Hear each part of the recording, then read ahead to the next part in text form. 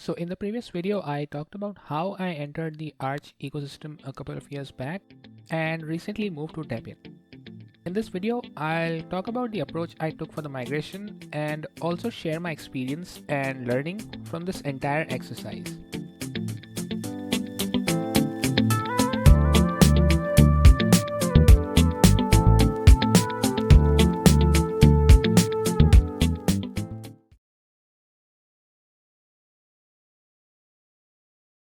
As I've mentioned before, how I once failed at installing Debian on one of my older machines using the text-based installer, I didn't expect things to be very different in 2021 either. I was expecting a text-based installer with about 100 steps, half of which I won't understand or need either. However, this time I came across more ways to install Debian.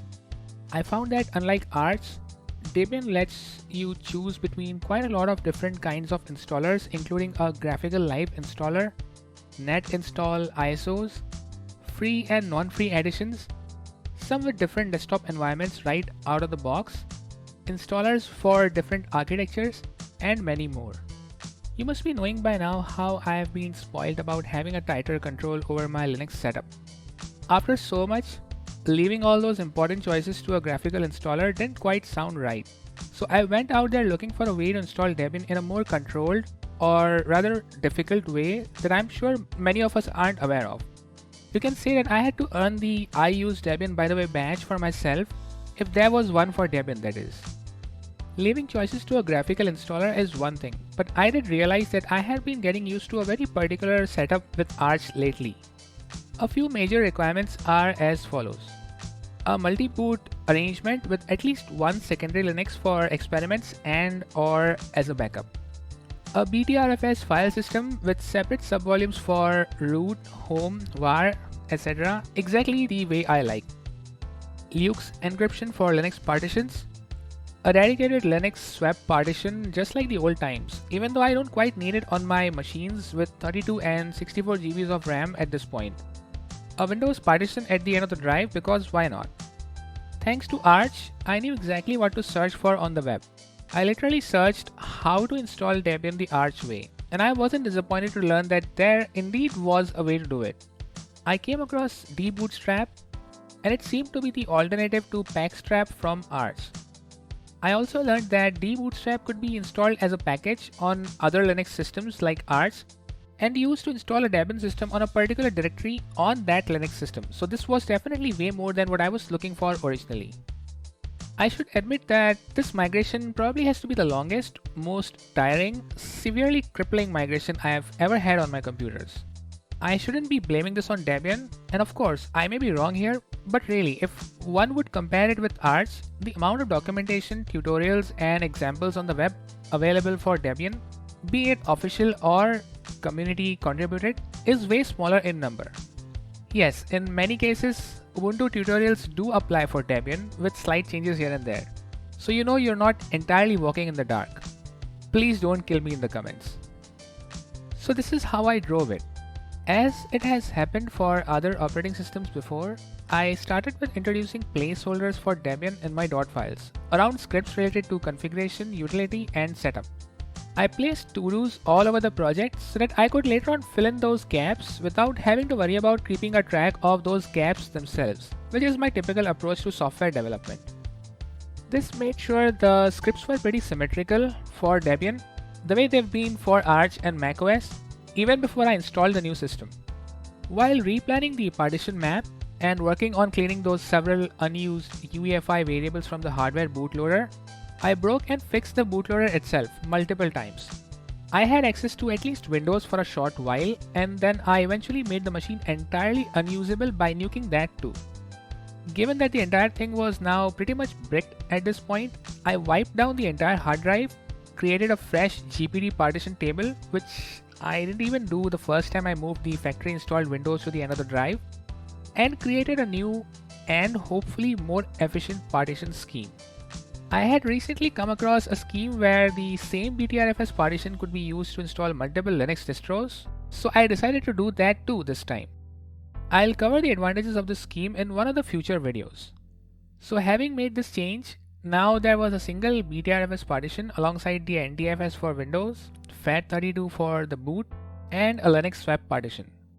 I did manage to save a condensed version of my home folder and carried it with me all along so that I didn't lose my personal unsynced data from my previous setup. I installed Windows first, as always, with a bootable media I created using my wife's Lenovo Yoga. I guess that machine is getting pretty used to doing that now, given how many times I've used it just for this purpose. I did have to repeat this step multiple times, but that was mostly just because of my own mistakes.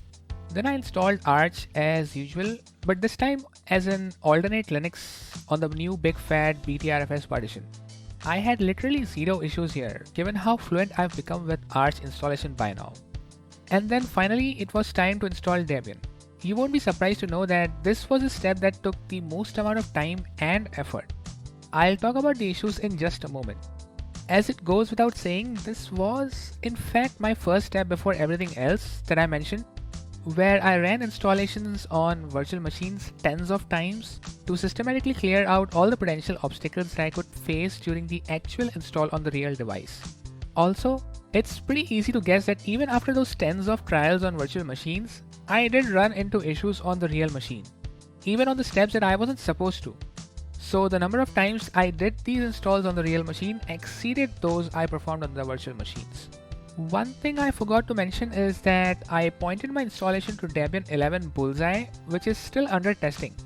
I could have gone with Debian 10 Buster, the stable version, but as I was already going through the process of setting things up, I took a leap of faith and potentially saved some effort on an upgrade in the future. The next obvious step was to map software packages to Debian archives instead of Arch. A lot of packages had different names, many were missing, and the rest had to be fetched from either Snap or Flatpak. Then I filled in the gaps for the Debian version of my machine setup scripts, including the setup script I had earlier dedicated for my ThinkPad specific quirks and changes.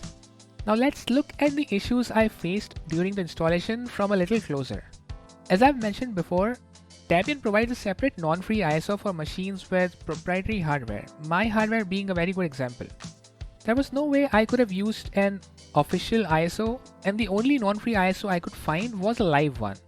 The live image that I used wasn't very welcoming. The GUI never showed up, and the command line interface wasn't able to draw cursors well, in the sense it kept on throwing those weird looking characters on the screen. Fortunately, according to the method I planned to use for the installation, I didn't really care about the GUI, and all my steps could be performed from within a command line, except for connecting to the wireless network. I used an Ethernet adapter with my Thunderbolt here, then I was automatically connected to the internet. But even the TTY didn't show up directly. I was greeted with a blinking cursor on boot, and switching to a different TTY using the Ctrl-Alt F1 through Ctrl-Alt F6 at least once was required for the thing to be operable. I couldn't install grub at all. I later learned that this was because I didn't mount the dev, proc and sys from the external system to the internal system. This is something I wasn't used to back in Arch, where most of these things are automatically taken care of as soon as you do the Arch ch root. I was shown errors while installing base packages, which I later learned was because I was mounting the ESP partition at /boot instead of /boot/EFI. This is one of those differences that I would have never known about until I got burnt myself. Grub failed to generate configs with OS Prober. Now this was the issue that took the most amount of time in the entire process. I thought of it to be an issue with grub, especially with the mention of grub probe in the error, but then it later turned out to be with OS Prober. To me, this was because of my drive setup on the machine, which shows the internal drives as /dev/nvme0n1 instead of /dev/sda. When OS Prober came across the bootable image mounted as /dev/sda1, it totally freaked out and hence all the issues. So I skipped using OS Prober altogether while installing grub. There's no mkinit cpio in Debian for adding the encrypt hook for grub. So I had to follow a different set of commands, making sure I updated the /etc/crypt tab with the information about the encrypted volume. Remember when I just mentioned how OS Prober was freaking out due to grub probe? I did try a couple of hacks to make grub probe behave, but then OS Prober failed to discover Linux on other subvolumes on the same BTRFS partition. all that Grub was able to see was the current Debian installation. This was another of those long-running issues, and I eventually settled with using the UEFI menu from my hardware, one that comes up when you hit F12 when starting up the computer, to pick whatever bootloader you wanted to boot with. Now don't even think that this was the last issue in the process, given that the step for installing Grub is usually one of the final steps in a typical Linux installation. Actually, there was one more with Luke's encryption. I learned that as the packages in Debian, even with Bullseye, are older than Arch, Luke's 2 encryption isn't supported here yet. It turned out that though I wasn't specifying whether to use Luke's 1 or Luke's 2 while creating a new encrypted volume using crypt setup, Luke's 2 has been made default lately. Now this wasn't a problem in Arch, but in Debian, even though the change to bring in support for Luke's 2 has already been made long back, it'll still take time for it to make it to our systems after enough testing, of course. So I had to destroy the entire BTRFS partition and recreate it with explicitly specifying Luke's 1 this time. Now we're talking about installing Arch 2 once more, of course.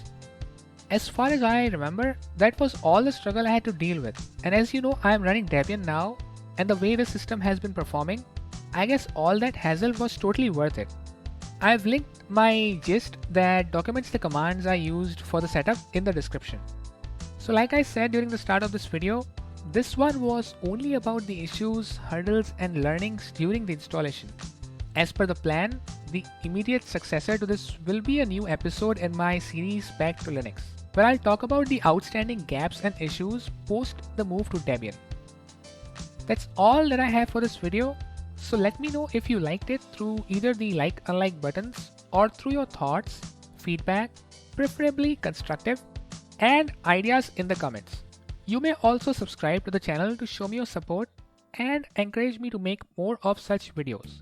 Thanks for watching it till the end. May the Maker watch over you. See you in the next video.